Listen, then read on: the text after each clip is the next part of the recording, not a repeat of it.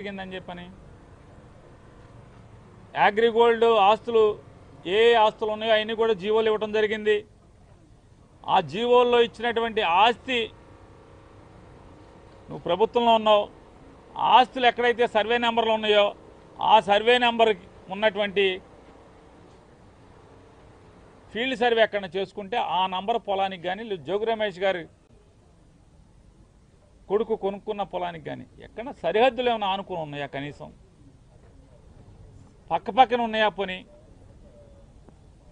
కనీసం ఆస్తులు ఆనుకుని సరిహద్దుల్లో కూడా ఎక్కడ లేకుండా పోనీ జోగి రమేష్ గారు ఏమైనా తప్పు చేశాడా అంటే జోగి రమేష్ గారు 2022లో రామోజీరావు గారి పేపర్లోనే చేయించారు. అయ్యా ఈ సర్వే నెంబర్ పలానా ఆయన అమ్ముతా అంటున్నాడు, మేము కొనుక్కుందాం అనుకుంటున్నాం, ఇందులో ఎవరికైనా అభ్యంతరాలు ఉన్నాయా అని చెప్పని పేపర్ అడ్వర్టైజ్మెంట్ ఇచ్చారు.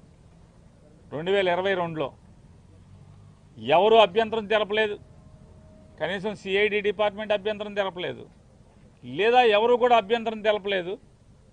కానీ అమ్మేప్పుడు 2023లో కూడా అమ్మేప్పుడు ఎవరైతే జోగి రమేష్ గారి దగ్గర నుంచి వాళ్ళ కుమారుడి దగ్గర నుంచి కొనుక్కున్నారో వాళ్ళు కూడా ఈయన ఇదే రామోజీరావు గారి పేపర్లో వచ్చేసారు.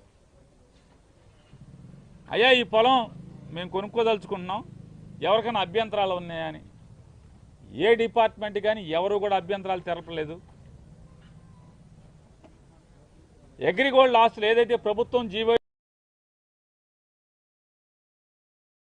కూడా అక్కడ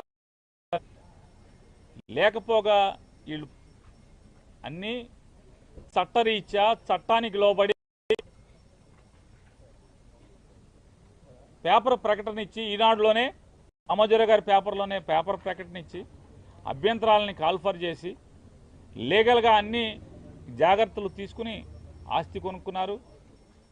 సంవత్సరం తర్వాత సంవత్సరంన్నరకు ఆస్తి అమ్మటం జరిగింది. ఇవాళ అంటే 2వ తారీఖున ఈనాడు పేపర్లో వార్తలు రాయిస్తారు, ఆగస్టు 2వ తారీఖున సిఐడిలో ఎఫ్ఐఆర్ కడతారు 11 మంది మీద ఎంతమంది మీద. ఆ ఎఫ్ఐఆర్ కాపీని ఏసీబీ ఆఫీస్కి అదే రోజు కాగితం తీసుకొచ్చి ఇస్తారు. వీళ్ళు ఎఫ్ఐఆర్ని ఆ ఎఫ్ఐఆర్ నుంచి చదువుకుని వీళ్ళు ఒక ఎఫ్ఐఆర్ కడతారు 2వ తారీఖున. కట్టి వాళ్ళ తెల్లవారుజామున 4:30కి జోగి రమేష్ గారి ఇంటికి వెళ్ళి వాళ్ళని అక్రమంగా అరెస్ట్ చేస్తారు. కేసు అక్రమంగా కడతారు, అరెస్టులు అక్రమంగా చేస్తారు. కొన్ని నువ్వేమైనా విచారణ చేసావా? స్టేట్మెంట్ తీసుకున్నావా వీళ్ళ దగ్గర? ఇంత పద్ధతిగా అంటే లీగాలిటీ ఎక్కడా మిస్ అవ్వకుండా, లీగల్ ప్రొసీజర్ ఎక్కడా మిస్ అవ్వకుండా చట్టరీత్యా లేదా మనీ ట్రాన్స్ఫర్ చేసి కొన్ని ఏమన్నా డబ్బులు అకౌంట్ ట్రాన్స్ఫర్ చేయకుండా కొన్నారా? డబ్బులు ఇచ్చేప్పుడు కానీ లేదా పేపర్ అడ్వర్టైజ్మెంట్ ఇవ్వకుండా కొన్నారా?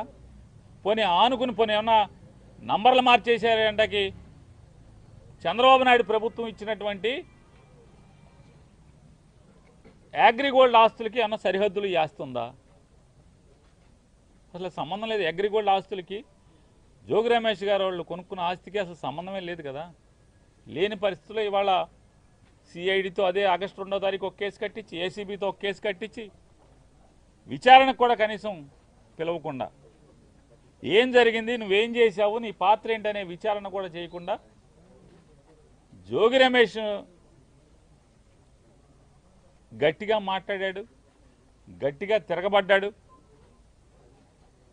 జోగి రమేష్ని రాజకీయంగా ఎదుర్కోలేక, రాజకీయంగా నన్ను తిట్టాడు కాబట్టి, నన్ను ఎదిరించాడు కాబట్టి, నేను జగన్మోహన్ రెడ్డి గారిని తిడితే నా మీద తిరుగుబాటుగా మళ్ళీ నా మీద మాట్లాడాడు, విమర్శించాడనేటువంటి కక్ష కడుపులో పెట్టుకుని రమేష్ని ఏమీ చేయలేక మానసికంగా వేధించడం కోసం జోగి రమేష్ గారి కొడుకు మీద ఈ రకమైనటువంటి వాళ్ళ బాబాయ్ మీద అక్రమ కేసులు పెట్టి చంద్రబాబు నాయుడు గారికి ఒకటే చెప్తున్నాం, నీ ఇష్టం రాష్ట్రంలో ఉన్నటువంటి 175 నియోజకవర్గాల్లో ఉన్నటువంటి వైఎస్ఆర్ పార్టీ సంబంధించినటువంటి అందరినీ కూడా లోపలేసుకో, నీ మీద పోరాటం చేసేది ఖాయం. మేమంతా జైలుకి వెళ్ళటానికి సిద్ధంగానే ఉన్నాం.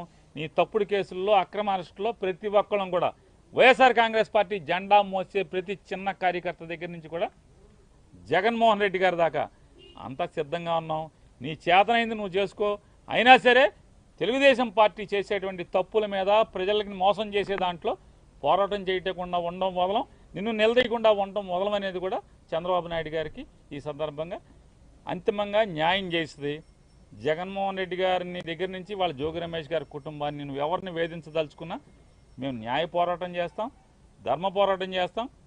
ఖచ్చితంగా నీ మీద తిరుగుబాటు చేసి రాజకీయ పోరాటం కూడా చేసి అన్నింటిని కూడా ఎదుర్కొని ఖచ్చితంగా 2029కి మీ ప్రభుత్వాన్ని పడదయటానికి కావాల్సినటువంటి ప్రతి పోరాటాన్ని చేస్తాం.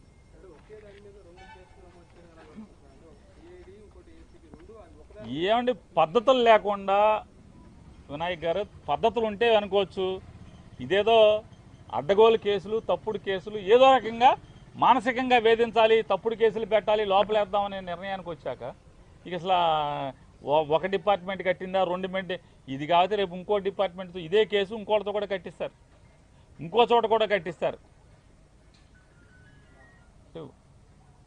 ఇక తప్పు అని చెప్పేవాడు లేడు. పేపర్లు టీవీలు, వాళ్ళ పేపర్లు టీవీలు బాజా కొడతా ఉంటాయి, వీళ్ళకి వంత పాడుతూ ఉంటాయి. ఇది కరెక్ట్ కేసు అంటారు. మామూలుగా ఇంతమందిని పొలం అమ్మిన వాళ్ళు ముద్దాయిగా లేరు. జోగి రమేష్కి పొలం అమ్మింది ఎవరు? పొలం అమ్మిన వాళ్ళు ముద్దాయిలుగా ఉన్నారా? వాళ్ళు ఎందుకు లేరు, ముద్దాయిలుగా రారు అంటే అయితే సాక్ష్యంగా తీసుకురావాలి, లేదా చంద్రబాబు నాయుడు గారు చుట్టాలన్న అవ్వాలి, రెండింటిలో ఏదో ఒకటి అవ్వాలి. వాళ్ళని బెదిరించి సాక్ష్యంగా అన్నా పెట్టాలి. వీళ్ళని అమ్మిన వాళ్ళు దీంట్లో లేరు, కొనుక్కున్నోళ్ళు లేరు. జోగి రమేష్ ఒక్కడే, జోగి రమేష్ గారి కుటుంబం ఒక్కళ్ళే ముద్దాయిలుగా ఉంటారు, ఆఫీసులో వాళ్ళు ఉంటారు. అంతిమంగా అరెస్టులు చేసి అక్రమంగా తప్పుడు కేసులు కట్టి మీ మానసిక ఆనందం పొందుతారేమో, కానీ అల్టిమేట్గా కోర్టులు ఉన్నాయి. ఖచ్చితంగా కోర్టులో ఫైట్ చేయటం, న్యాయంగా మేము న్యాయాన్ని ఆశ్రయించి, న్యాయస్థానాలను ఆశ్రయించి గెలవటం ఖాయం.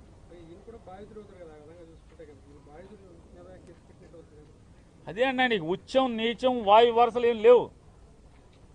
ఇక జోగి వరుస లిస్ట్ రాసుకున్నారు. రెడ్ బుక్ రాజ్యాంగం, రెడ్ బుక్లో ఎవడెవడున్నాడు ఆయన్ని మానసికంగా వేధించాలి, కేసులు కట్టి లోపేయాలి, సునకానందం పొందాలి. దీనికి వస్తుంది తప్ప ఏముంది? బాధితులు అవుతాడు. మీరు చెప్పినట్టు జోగి రమేష్ కుటుంబం బాధిత కుటుంబం అవ్వాలి, కానీ వీళ్ళనే నేరాంగం చేసినట్టుగా ముద్దాయిలు చేశారు. సిఐడిలో కేసు కట్టారు, ఇక్కడ కేసు కట్టారు. 2 కేసులు, ఒకే సంఘటనకి 2 కేసులు కట్టారు. ఏం చేసినా సరే నీ మానసిక ఆనందం తాత్కాలికం, వెనక్కి తగ్గేది లేదు. తెలుగుదేశం పార్టీ మీద, కూటమి ప్రభుత్వం మీద, జనాలను చేసే మోసాల మీద, వాళ్ళ కూటమి ప్రభుత్వం ప్రజల్ని వంచే దాంట్లో కానీ ప్రజా వ్యతిరేక పరిపాలన చేసే దాంట్లో నిలదీయటం, పోరాటం చేయటం జోగి రమేష్ ఆగడు, జోగి రమేష్ గారు కొడుకు ఆగడు, ఎవరు ఆగరు.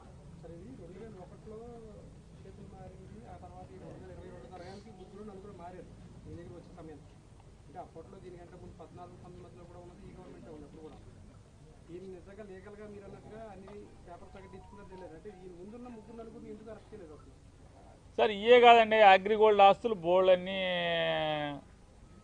ఉన్నాయి. చంద్రబాబు నాయుడు గారు మనుషులే కొనుక్కున్నారు అగ్రిగోల్డ్ ఆస్తులు. చంద్రబాబు నాయుడుతో రోజు పక్కన ఉండేవాళ్ళే కొనుక్కున్నారు. ఎవరిని అరెస్టులు చేయరు. ఇది అగ్రిగోల్డ్ ఆస్తి కాదు, అగ్రిగోల్డ్ జీవోలో ఇచ్చిన సర్వే నంబరు కాదు. పోనీ గవర్నమెంట్ నిజంగానే ఆ నంబర్ తీసుకుని సర్వే చేస్తే ఈ భూమి అయితే పోనీ మన జోగి రమేష్ గారు వాళ్ళ కుటుంబాన్ని ఏదో వేధించవచ్చు. అది కాదు కదా. ఆ సర్వే నెంబర్ తీసుకొచ్చి ఫీల్డ్ సర్వే చేసినా కూడా ఆ భూమి ఇది కాదు. ఆ భూమి ఎక్కడ ఉంది, ఈ భూమి ఎక్కడ ఉంది. నిజంగానే జోగి రమేష్ గారి కుటుంబం తప్పు చేస్తే ఎవరైనా ఎందుకు వస్తారు? ఎవరైనా జోగి రమేష్ గారు మాత్రం బాధపడేదే ఉంటుంది.